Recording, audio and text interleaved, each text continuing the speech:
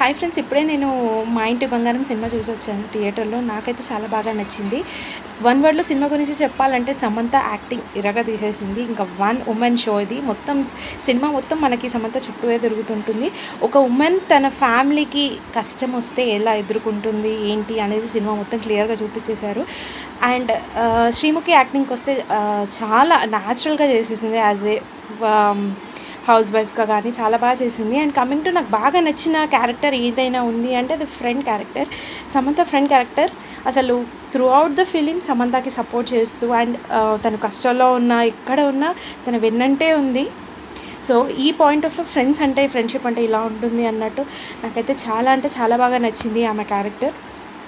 సమంత మాత్రం చింపేసింది సినిమాలో.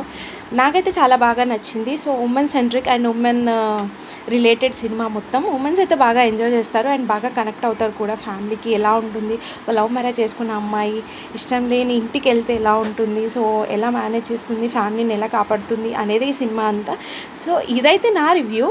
సో మీరేమంటున్నారు ఈ సినిమా కోసం? ఒకసారి కమెంట్ చేయండి, లైక్ చేయండి. మనం కమెంట్స్లో మాట్లాడుకుందాం. ఓకేనా? బాయ్.